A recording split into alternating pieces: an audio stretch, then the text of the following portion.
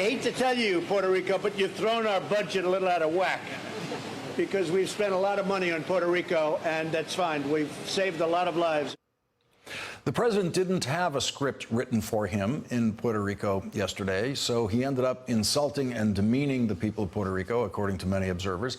The president limited his visit to a relatively affluent area where the homes suffered relatively little damage. After resounding criticism of the president's visit to Puerto Rico, in Las Vegas today, the president's staff provided him with a written speech. Our souls are stricken with grief for every American who lost a husband or a wife, a mother or a father, a son or a daughter. We know that your sorrow feels endless. We stand together to help you carry your pain. You're not alone. We will never leave your side. Joining us now, Daniel Dale, Washington correspondent for the Toronto Star, who the president has blocked on Twitter. And David Frum is back with us. Daniel, I want to read this. Again, this is a tweet that you put out about Puerto Rico. It's part of what the reason that the president has banned you from Twitter. It says, and this is, you're quoting someone in your reporting about it, someone in Puerto Rico telling you, he takes 2 weeks to visit a disaster zone where 3.5 million American citizens live. He arrives with a smile on his face, makes fun of the situation, shows no empathy, lies and lies on camera as he does 24/7, and then throws paper towel rolls to people in need as if he was playing Go Fetch with dogs. And Daniel, that wasn't the only observer who saw it that way. No, it wasn't. You know, it's hard for me here in D.C. to reach people on the island, but Puerto Ricans on the mainland I spoke to were flabbergasted, astonished, insulted, even though their expectations going into this visit were already low. You know, he had already spent a week demeaning them, and then he demeaned them even further in what I think, you know, by any astonishing by any conventional standard, you know, that was just an astonishing 4 hours he spent. We're used to it by now, but it was quite remarkable.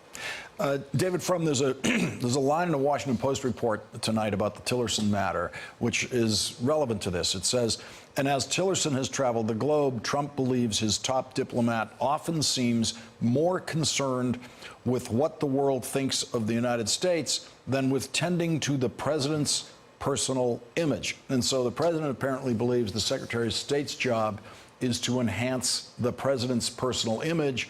But of course, the president is the person who does the most damage to that image. Yeah, look, everything Daniel said is, of course, completely right. And yet, I have to say, I found Las Vegas Trump more unnerving than Puerto Rican Trump. During the second presidential debate, Hillary Clinton was asked, is there anything positive you can say about Donald Trump? And she praised his children, which turned out to be a little premature. They turned out to have some major law-abiding problems. But there is one positive thing you could have said about the pre-presidential Trump, which was that he was not a hypocrite. He didn't pretend to be a good man. He didn't pretend to be a God-fearing man. He didn't pretend to be a compassionate or a loving man. He was just Donald Trump. So, it's kind of unnerving when the presidential Trump goes into this hypocrisy and adopts, you know, and all of us who are believers, I mean, it has to be unnerving to us to hear someone take words like that are so meaningful to people for whom faith is important and use them so cynically and so incompetently because he can't mouth the words correctly because it's so not in his nature. Daniel, what's your reaction to that? It's a very interesting point. I mean, would people have preferred that Donald Trump go to Puerto Rico with scripted remarks, or would they have preferred to see how he really feels about this?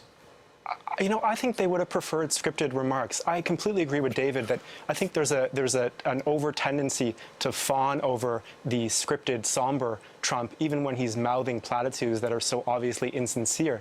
But I think the message he communicated to Puerto Ricans was that they were not even worth the gift of his insincerity. You know, he would not even go through the motions for them. He would not arrive with a prepared text. He would not, you know, even pretend to meet the bare minimum standard for a normal president. So I don't think, you know, people would have been falling over themselves to compliment him in Puerto Rico had he come more prepared and more friendly, less insulting. But I think it would have been superior to what we saw from him. David, that's such an interesting point that the Puerto Ricans people can feel that they didn't even deserve the effort that Trump has to make when he's delivering the fake version of himself.